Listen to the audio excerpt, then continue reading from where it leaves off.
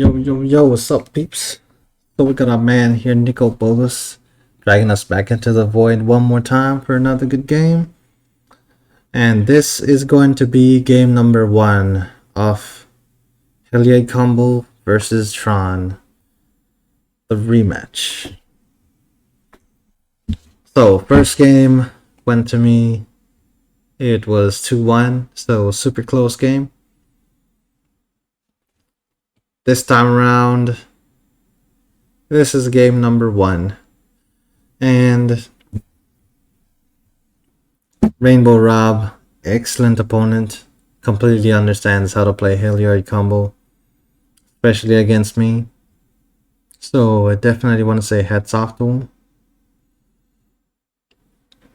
I am looking forward to match number 3 to see how this tiebreaker goes against me and him, because he has amazing skills with this deck. It's easy for anyone to go ahead and grab a deck and say, yes, I know how to play Magic. I should reasonably know and understand what's going on here enough to play the deck and use it. But it's a completely other thing for you to actually say, I've mastered this deck and I completely understand what it's doing. In this case, I would say my opponent, Rainbow Rob, completely understands and has mastered how to play Heliod combo. Alright, so I'm gonna go ahead and play this game for you all. And also, I'm gonna kind of move a little fast because this is the second time I've played this opponent, so I've made another video about it before. So I'm pretty sure most people here are aware of the abilities. So I mulliganed down twice right off the bat to start. This is because I know my opponent's deck and I realized that he could go off pretty quick. So he had a pretty simple turn there, just a Temple Garden and an Arbor Elf. Then he went ahead and fetched the Temple Garden from his Windswept Heath. For me though, it was just a simple mine and a Chromatic Sphere. Go ahead and pass turn back to him. He went ahead and fetched one more time for a Temple Garden. Then he went ahead and played a Rock Champion. And then played a Noble Hierarch, which caused him to gain 1 life. Go back to me. I get a mine. I sacrifice my Chromatic Sphere for a green. Ended up drawing a Chromatic Star, which I then went ahead and put out. And I decided not to use it just because I want to be able to go get Tron online.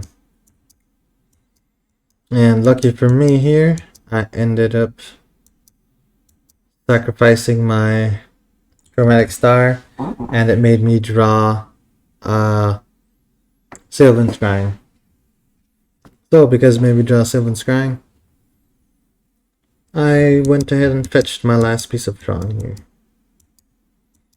And then passed back to my opponent. Keep in mind, he does have Spike Feeder out, and when he used Eladamri's Call, he went ahead and fetched Heliod Suncrowned, which is the last piece of the combo that he needs to gain infinite life or do anything in an infinite amount of time. So the goal here by far was to go ahead and try to figure something out before Heliod hit the battlefield. Luckily for me, I had Tron on board already, and I had Ugin the Ineffable in hand, so I went ahead and casted Ugin, and I used its -3 ability to destroy target permanent that's 1 or more colors, destroying his Spike Feeder. That way he can't gain infinite life. And then my opponent responded there perfectly by removing the counters and gaining life before it's destroyed, which is an excellent play in my book. Then I went ahead and passed turn back to him. He played Heliod Suncrowned. Then he swung at Ugin for 1 damage, and also me for 1 damage to heal Ugin and deal 1 point of damage to me. Then here I went ahead and played Blast Zone. The reason why I played Blast Zone is I wanted to kill his Auric champion. The reason why is I did not want him to get enough loyalty. Let's see, how is this worded? I did not want him to get more than 5 devotion to white, because that's what makes Heliod Sunground into a creature. And he becomes a 5/5 indestructible creature.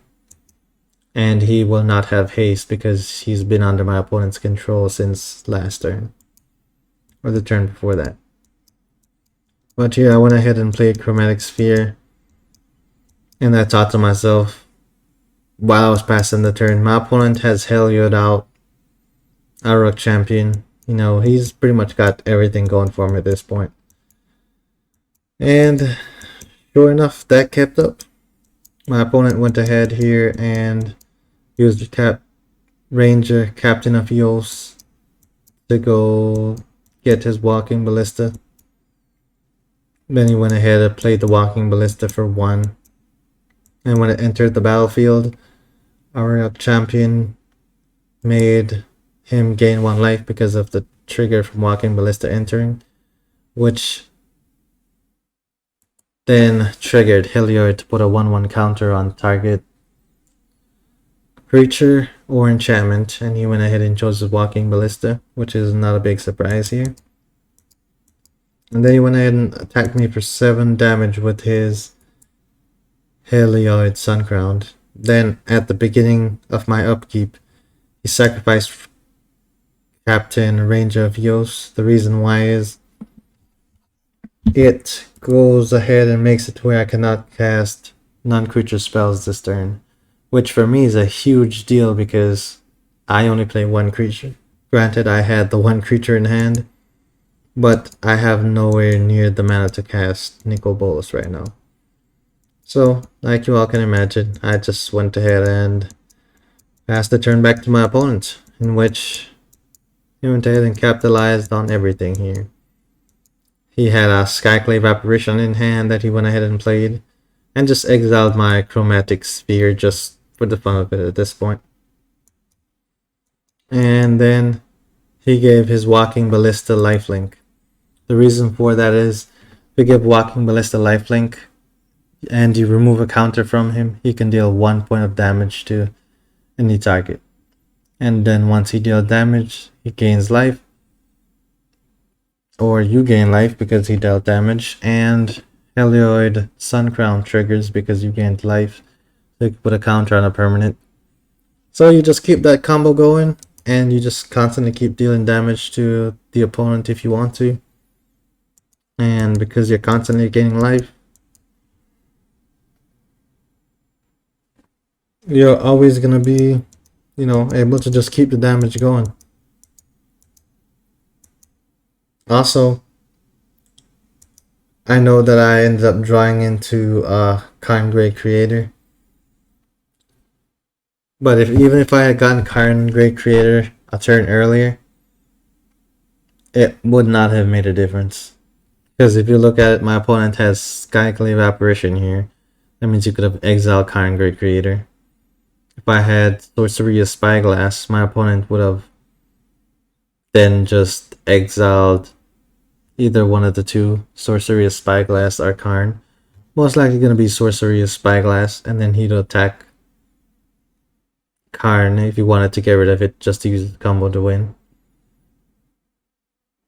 Or you could just attack me directly because I had 6 life at the beginning of this turn. And he had multiple ways here to, deal damage, so my opponent was pretty much a shoo-in for this game. He did end up winning, and he definitely did not miss a beat as far as, exactly when to do things. And overall, I'll just say, that was a pretty perfect gameplay by him. I saw almost every combo his deck had to offer. And this was a fairly short game, in my opinion. So yeah, excellently played, Rainbow Bob. And I keep saying Rainbow Bob, it's Rainbow Rob. Alright, excellently played, Rainbow Rob. I'm looking forward to match number 3 of this Tron versus Heliod combo, because I am very interested to see who wins. Alright, so if y'all enjoyed the video, please go ahead and leave a like down below. If you want to see more of this content, go ahead and subscribe. If you would like to see me do any crazy new things with Planeswalkers, see any crazy win conditions, just go ahead and leave a comment down below. And I typically reply to almost every single one of my comments. Or, you know, if you guys just send me a message or whatever, because you want to play a game on Magic Online, my username is the same as my YouTube name, just Tron_Walker. And, you know, I absolutely love playing with people, especially ones that have unique decks that have cards in there that don't see a lot of play. So, if you think that's you, you know, definitely send me a message, and I will absolutely love to, you know, play a game against you just to see how the interaction goes. My only one thing that I ask is, if your deck is not going off exactly how it's supposed to, don't just quit the game and leave. I would rather play against an opponent who is trying something new with their deck, and when it doesn't work, they actually explain that. Because, like we all know, there's always going to be somebody that you meet that is playing a deck that's different from yours, and they also have probably just the weirdest idea out there that's actually perfect for your deck. And I've had that happen plenty of times. The most recent time that happened is when I was playing against an opponent named the Grubbler. I'm pretty sure I uploaded that match as well, so if you have not seen it, I would recommend you go check that out. But it was an amazing match, and for sure, I enjoyed it. Alright, so I will catch you all later, and hope you all enjoyed this video. And until next time, hope you all keep enjoying Magic the Gathering. And just go ahead and, you know, admire this Nicol Bolas image right here, because still think it's a pretty awesome image. I looked at my card in real life of this Nicol Bolas, and it's pretty much the same one. I know the full art version of it is, I guess, I don't even know what they're calling them nowadays. But the image is amazing, and that's why I keep using it here. I know every so often y'all see art Angel of Thune in my background because, hey, that's one of my favorite cards in Magic. It got me started on it. I probably say that too many times in my videos. But yeah, at this point in time, I'm rambling, so I'll catch y'all later. Probably just gonna go get back on Magic Online and play a couple more games and see where that leads me. So if y'all are looking forward to some more content, like I mentioned earlier, just subscribe, and I'm for sure gonna upload a couple videos over the next day. Alright, later, and thank y'all for tuning in.